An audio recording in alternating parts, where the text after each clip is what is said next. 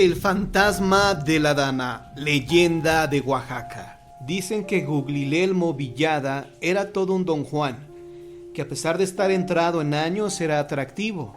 Tenía barba cerrada y ojos negrísimos que parecían sonreír. Mucho más alto que la mayoría de los caballeros, aún causaba revuelo entre las damas de alta sociedad.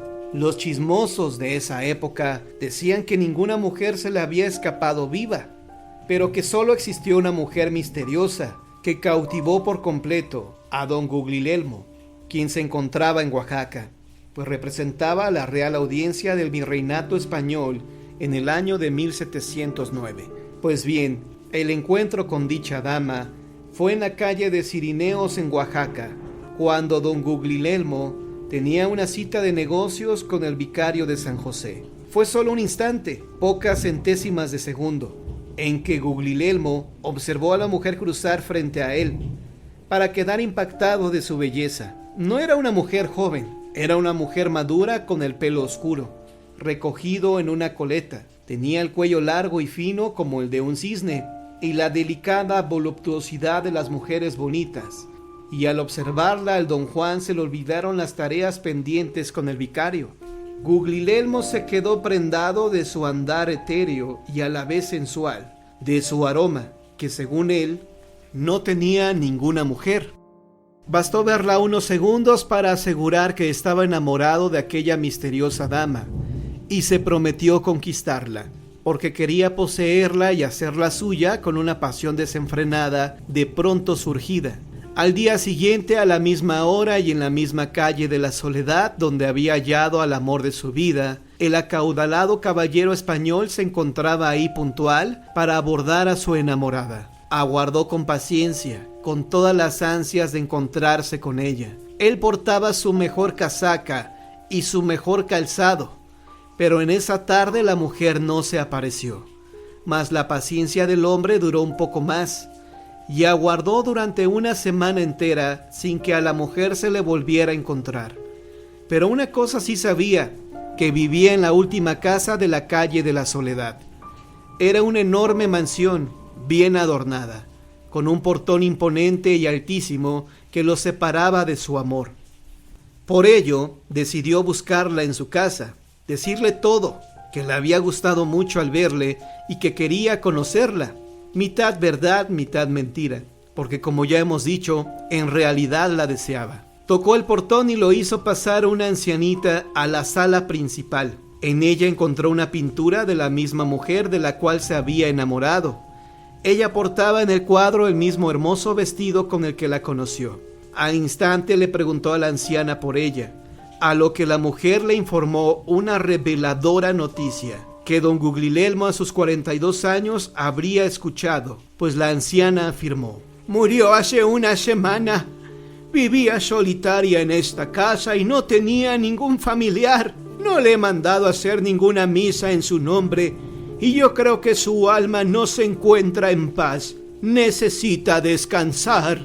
Ante tal noticia, el hombre sintió la esperanza rota y una gran desilusión en su corazón. Como único consuelo, le dio a aquella anciana algún dinero para que le mandara hacer las misas correspondientes a su amor frustrado. En los siguientes días, las ansias de conquistar a las mujeres y romperles luego el corazón a este caballero se le apagaron. Se volvió un buen católico, desposándose con una bella mujer en virtudes y de buen corazón.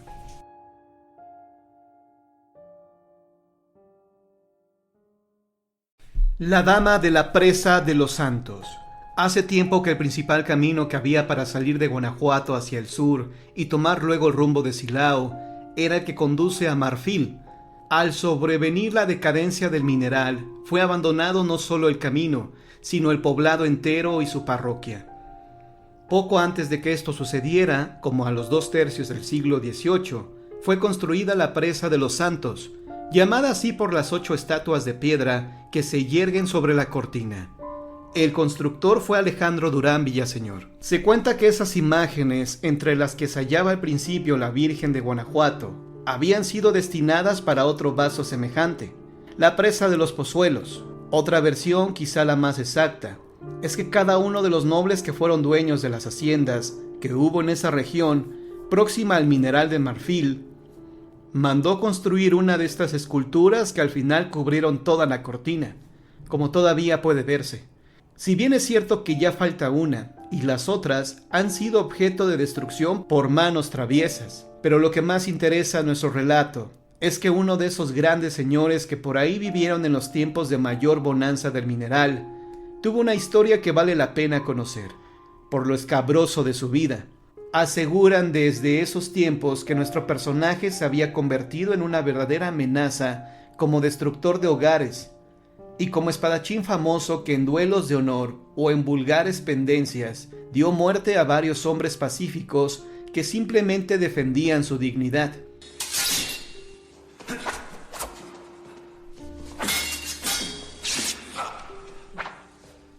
Su mala fama se extendía por toda la región. La sociedad lo señalaba con índice de fuego y la iglesia lo había castigado con el estigma de la excomunión. Pero de ningún modo se ponía tregua a su escandalosa conducta. Todos lo odiaban y de buena gana hubieran puesto fin a su vida, pero tipos como este parece que gozan de ciertos privilegios. Las mujeres se le entregaban, aun a sabiendas de que solo las buscaba para satisfacer momentáneos caprichos.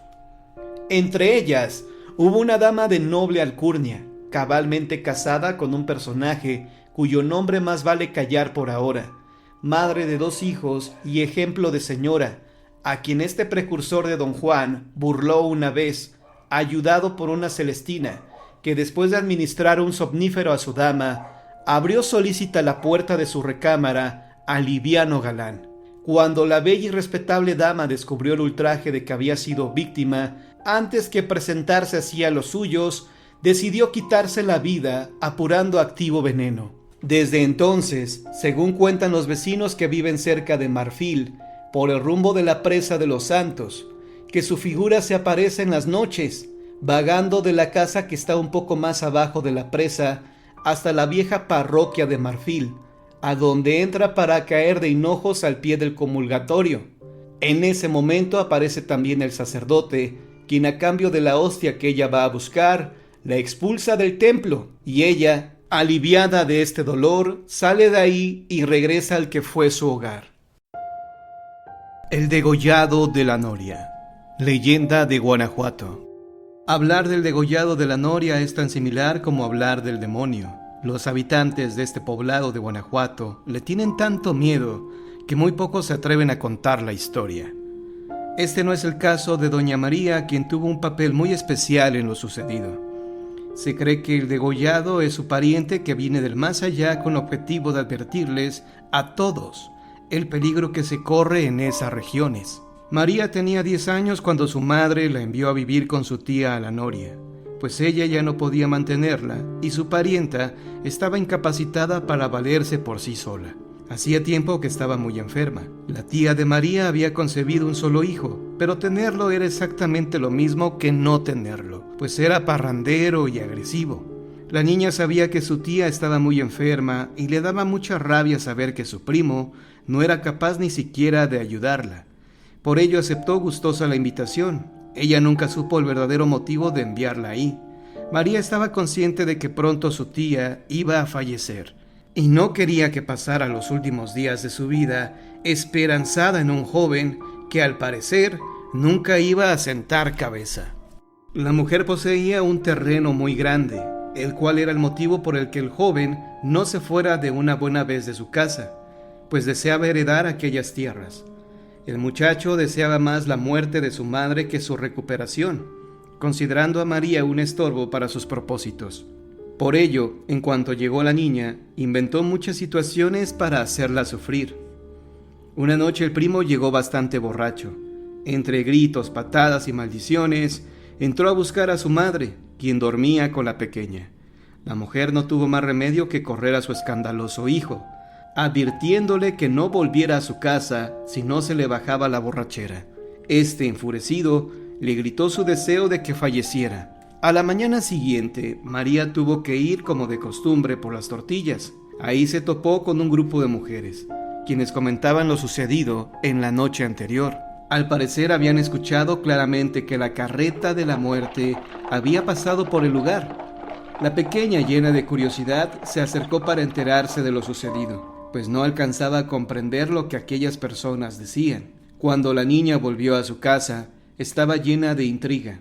Por ello, lo primero que hizo fue preguntarle a su tía sobre la carreta de la muerte. La mujer, al escuchar esto, se persignó, pues había una creencia popular que aseguraba que cuando la carreta se escuchaba rondando por las empedradas calles de la Noria, de seguro alguien no tardaba en fallecer. La niña se asustó al pensar que se podría tratar de su tía, pero como era de suponerse, pronto se le olvidó todo y volvió a su vida cotidiana, en la que no podía dejar de molestarse con su primo, pues aparte de ser un borracho, era un grosero engreído. Esa tarde regresó el primo a la casa, aparentemente furioso, y reclamándole a su madre por qué lo había corrido, si después lo iba a buscar. Pero la tía se mostró más que sorprendida, ya que ella en ningún momento había ido a buscarlo, ni mucho menos la había ido a gritar por los montes como aseguraba el joven. El primo al parecer estaba muy indignado, y no obstante no haber bebido aquella noche, tampoco llegó a dormir. Al día siguiente, cuando María fue por el mandado, se topó con las mismas personas del día anterior, y curiosamente estaban hablando de lo mismo, solo que ahora aseguraban que la carreta se dirigió a la casa del huerto. La niña nuevamente se asustó y corrió a preguntarle a su tía. La anciana le respondió que de acuerdo con la creencia, todos aquellos que lleguen a escuchar la carreta de la muerte no pueden asomarse, pues de hacerlo, la muerte los podría confundir con la persona que anda buscando y que cuando se da cuenta de que no lo son, se encoleriza partiéndoles el cuello con su guadaña. Estas palabras lograron inquietar mucho a María, quien no pudo hacer menos que pensar todo el día en ello, ya que aquel huerto donde decían haber escuchado la carreta era precisamente el huerto de la tía, donde se encontraba su primo, lo cual significaba que en efecto la muerte estaba tras de la anciana. Sin embargo, después de repasarlo un rato, la niña se armó de valor y fue hasta la casa del huerto a buscar a su primo, pues tal vez él también corría peligro si llegaba a asomarse cuando la carreta pasara por el lugar. Cuando llegó, el primo estaba tendido en la cama. En cuanto éste se dio cuenta de la presencia de la niña, la corrió sin dejarla hablar. Esa misma noche llegó el primo y sin más, tomó a la niña de los cabellos advirtiéndole que ya no quería que lo estuviera molestando, y menos con sus historias absurdas. La tía trató de levantarse para defender a la pequeña, pero todo fue inútil. Cayó al piso. El joven creyó que la mujer había fallecido y desesperado salió huyendo. Así pasaron los días sin que supieran nada de él. Una tarde volvió muy molesto alegando lo mismo, que su madre lo había ido a buscar en varias ocasiones, todas al caer la noche.